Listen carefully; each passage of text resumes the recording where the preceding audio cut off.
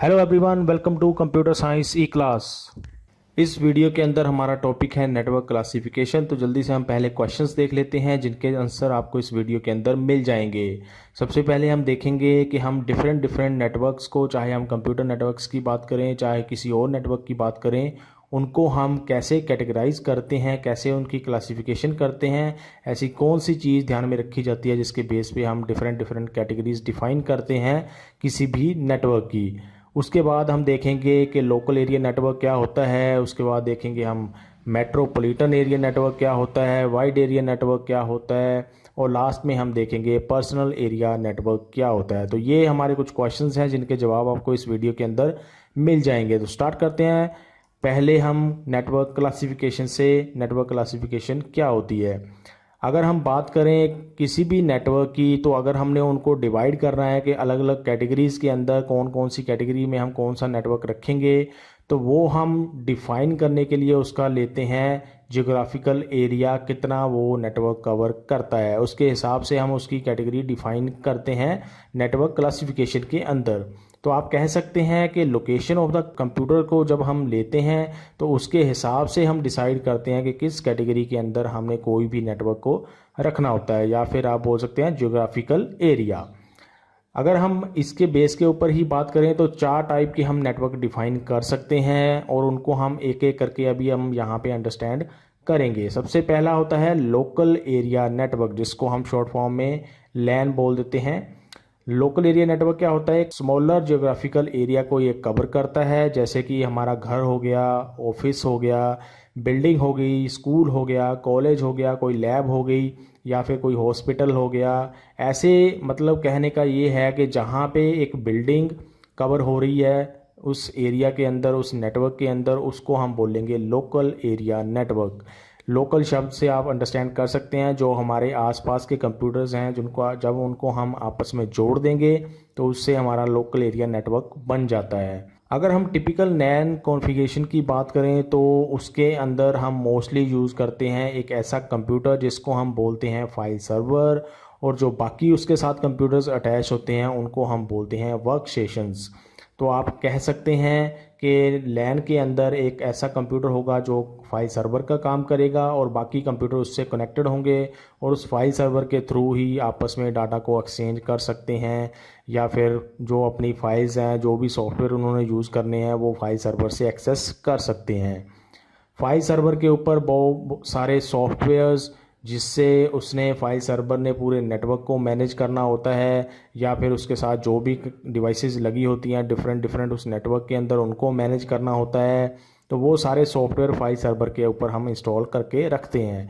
इसके अलावा कुछ ऐसे सॉफ्टवेयर भी फाइल सर्वर के ऊपर अवेलेबल होते हैं जिनको बाकी जो कंप्यूटर्स होते हैं, जिनको हम वर्क स्टेशन बोल रहे हैं, वो यूज़ कर सकते हैं। तो आप कह सकते हैं कि हमें वर्क स्टेशन के ऊपर अलग अलग जगह पे अलग अलग कंप्यूटर्स के ऊपर सेम सॉफ्टवेयर इंस्टॉल करने की ज़रूरत नहीं होती है।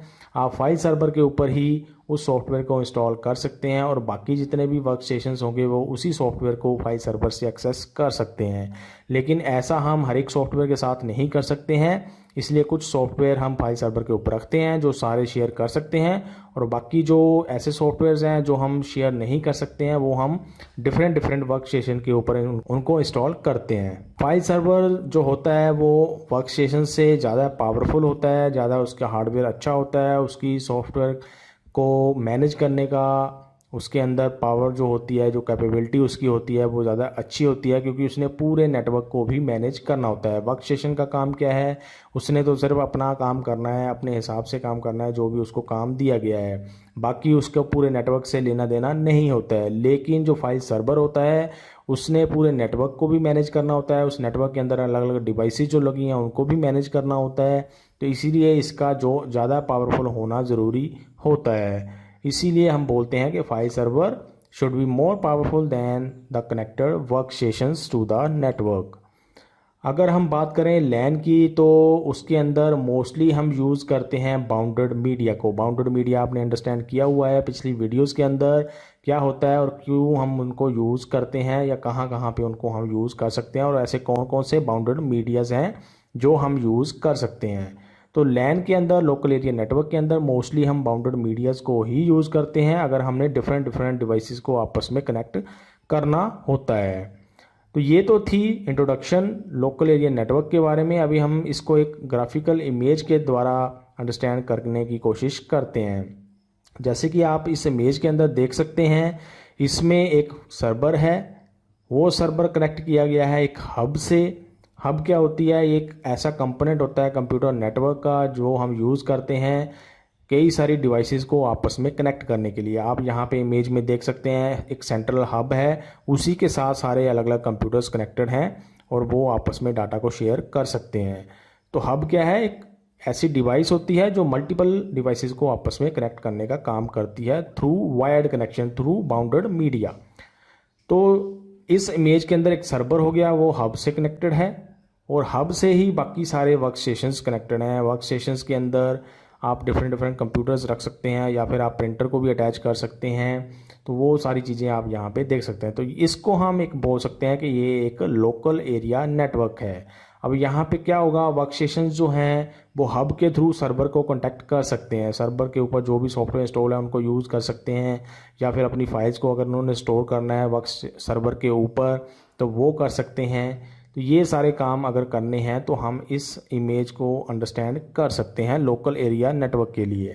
ऐसे ही अगर आप ये इमेज देखो, इसमें भी एक लोकल एरिया नेटवर्क बना हुआ है। एक सेंट्रल लोकेशन के ऊपर आप उसको जो देख रहे हो कंप्यूटर या लैपटॉप, उसको आप सर्वर मान सकते हो, फाइल सर्वर, और बाकी जो उसके आसपास के कंप्यूटर्स हैं उनको आप वर्क स्टेशंस मान सकते हैं, या फिर जैसे प्रिंटर्स भी अटैच किया गया है तो वो अलग अलग डिवाइसेस आप ऐसे नेटवर्क के अंदर, लोकल एरिया नेटवर्क के अंदर अटैच कर सकते हैं।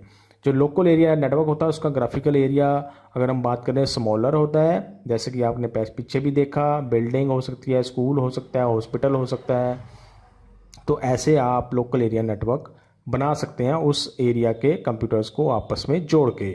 ऐसे ही अगर आप तीसरी इमेज ये अंडरस्टैंड करो तो इसमें एक घर देख सकते हो आप, और उस घर के अंदर अगर हम डिफरेंट डिफरेंट डिवाइसेस को आपस में जोड़ दें तो वो भी एक लोकल एरिया नेटवर्क बन जाता है। तो ये तो था ग्राफिकल तरीके से अगर हमने समझना है लोकल एरिया नेटवर्क को। अब हम इसकी कैरेक्टरिस्टिक्स देखते हैं लोकल एरिया नेटवर्क की क्या होती है। जो लोकल एरिया नेटवर्क्स होते हैं जो मोस्टली ये प्राइवेट नेटवर्क्स होते हैं। प्राइवेट नेटवर्क्स का मतलब जिस भी कंपनी ने वो उसको बनाया होता है या अपने यूज़ के लिए लगाया होता है, वो इसलिए यूज़ करते हैं ताकि जो भी डाटा फ्लो हो रहा है उनके आसपास ही रहे, उनके अपने नेटवर्क के अंदर ही रहे, बाहर ना जाए। इसीलिए इसको प्राइवेट नेटवर्क बोला जाता है। प्राइवेट डाटा फ्लो के लिए हम इसको मोस्टली यूज़ करते हैं, और ताकि हम डिफरेंट डिफरेंट कंप्यूटर्स के साथ अपने डाटा को एक्सचेंज भी कर सकें, डाटा हमारा वन पॉइंट से अनदर पॉइंट फ्लो भी हो सके। अगर हम बात करें इसके ग्राफिकल एरिया की, जैसे कि हमने पीछे भी देखा, तो स्मॉल लिमिटेड एरिया को ये कनेक्ट करता है local area network. They have low error rate. Error rate क्या होता है?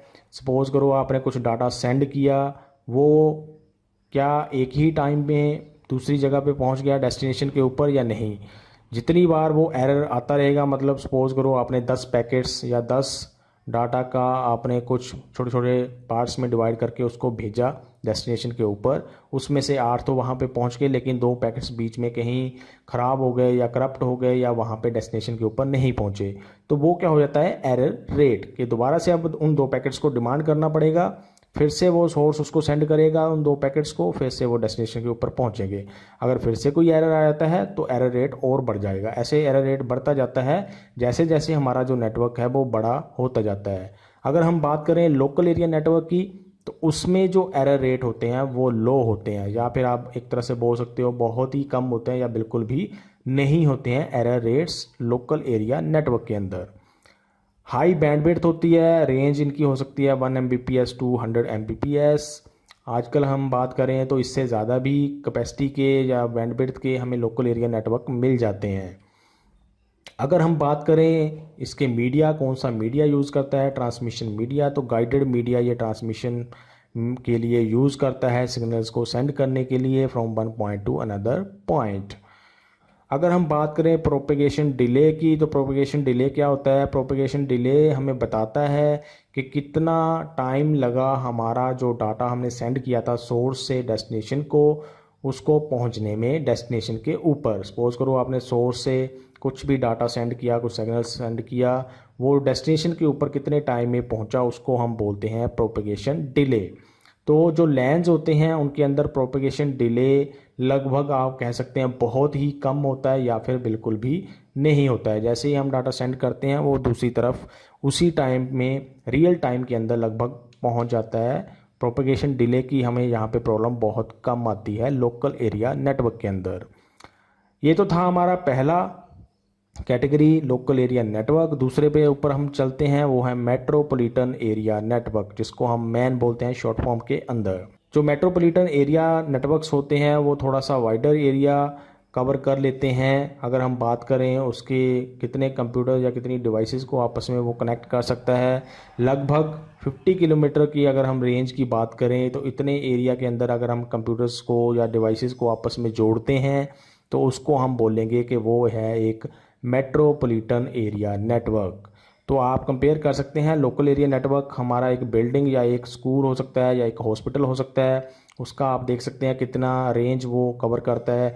लेकिन जो मेट्रोपॉलिटन एरिया नेटवर्क है वो उससे ज़्यादा एरिया को कवर कर सकता है।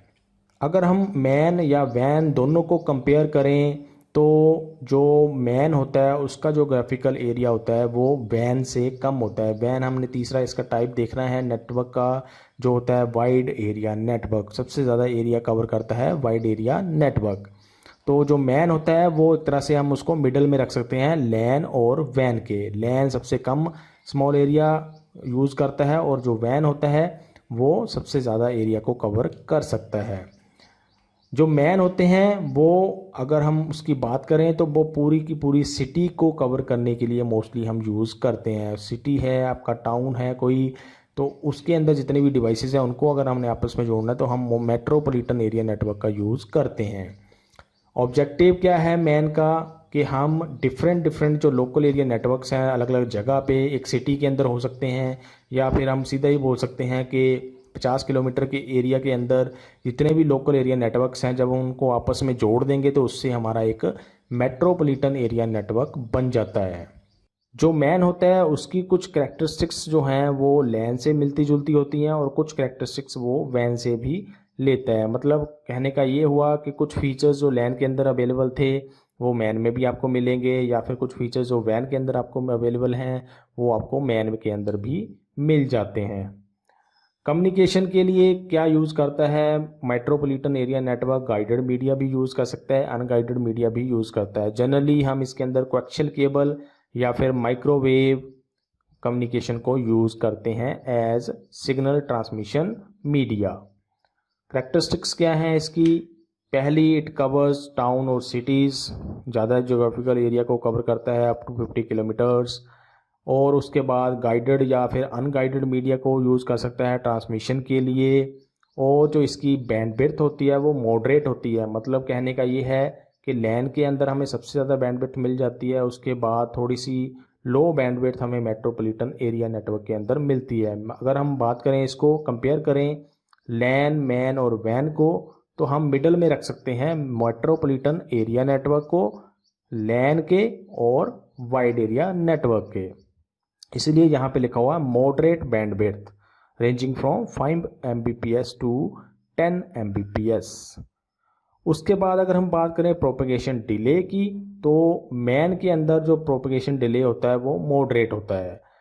लैन के अंदर लगभग हम कह सकते हैं बिल्कुल भी नहीं होता है। लेकिन जो मैन होता है क्योंकि उसका एरिया बढ़ गया है तो एक जगह से दूसरी जगह पे डाटा पहुंचने में थोड़ा सा टाइम लग सकता है, इसीलिए यहाँ लिखा हुआ है मॉडरेट प्रोपेगेशन डिले। ये तो था दूसरा हमारा क्लासिफिकेशन। तीसरी अगर हम बात करें तो वो होता है वाइड एरिया नेटवर्क, वैन, जिसको शॉर्ट फॉर्म के अंदर हम बोल सकते हैं। अगर हम बात करें वैन की, तो जो जोग्राफिकल एरिया वैन कवर करता है वो हो सकता है पूरी की पूरी कंट्री हो सकती है, पूरा का पूरा कॉन्टिनेंट हो सकता है, या पूरा का पूरा वर्ल्ड भी कवर कर सकता है वाइड एरिया नेटवर्क। तो आप देख सकते हैं कितना geographical area wide area network cover करता है। जो वैन होता है इसका जो जोग्राफिकल एरिया है लैन और मैन दोनों से बहुत ज़्यादा बड़ा होता है, जैसा कि मैंने आपको पहले भी बताया। मेन ऑब्जेक्टिव क्या है वैन का कि हम उन सारी लैंस को, लोकल एरिया नेटवर्क्स को आपस में कनेक्ट कर सकें जो डिफरेंट डिफरेंट लोकेशन के अंदर, डिफरेंट डिफरेंट कंट्रीज़ के अंदर, डिफरेंट डिफरेंट कॉन्टिनेंट्स के अंदर अवेलेबल हैं। उनको जब हम आपस में जोड़ देंगे तो उससे हमारा वाइड एरिया नेटवर्क बन जाता है। या फिर और भी अलग अलग टाइप के नेटवर्क्स हो सकते हैं जिनको जब हम आपस में जोड़ देते हैं तो उससे हमारा वाइड एरिया नेटवर्क बनता है।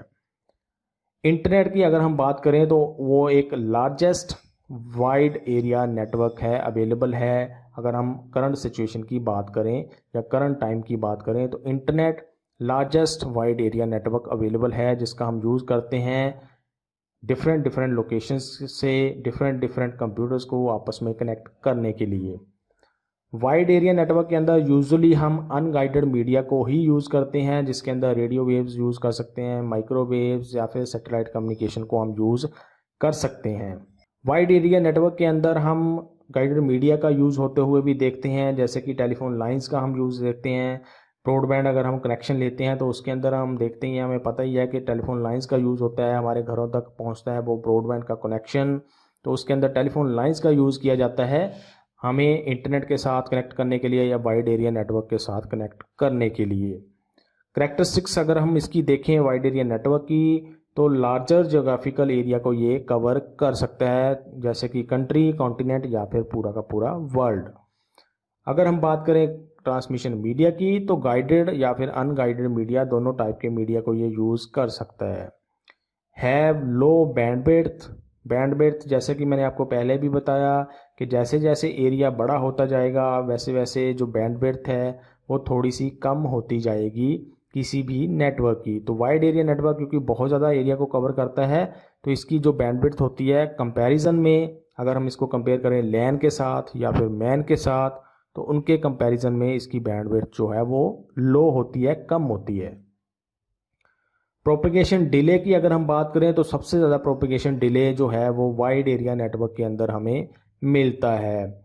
मतलब कहने का, आपने सोर्स से कोई भी डाटा सेंड किया तो डेस्टिनेशन के ऊपर पहुंचने में उसको बहुत सारा टाइम लगता है या फिर लग सकता है। अगर हम एरिया के कंपैरिजन में बात करें तो इसी के ऊपर ये डिपेंड करता है प्रोपेगेशन डिले। तो ये तो था थर्ड हमारा क्लासिफिकेशन। अगर हम बात करें अब कंपैरिजन की तीनों के अंदर, लैन, मैन या वैन के अंदर, तो आप ये टेबल एक देख सकते हैं यहाँ पे। वैसे तो हमने ये सारी चीज़ें कवर कर ली जो पीछे हमने अंडरस्टैंड किया तीनों को, फिर भी हम थोड़ा थोड़ा यहाँ पे एक बार इसको देख लेते हैं। पहला कंपैरिजन है एरिया का। लैन के अंदर स्मॉल एरिया कवर करता है, मैन में वो थोड़ा सा मॉडरेट एरिया कवर कर लेता है, या फिर हम बोल सकते हैं कि एक सिटी के एरिया को कवर करता है या फिर एक टाउन के एरिया को कवर करता है। वैन के अंदर वो लार्जेस्ट एरिया कवर करता है, अगर एक कंट्री की बात करें या कॉन्टिनेंट की बात करें या पूरे वर्ल्ड की हम बात करें तो।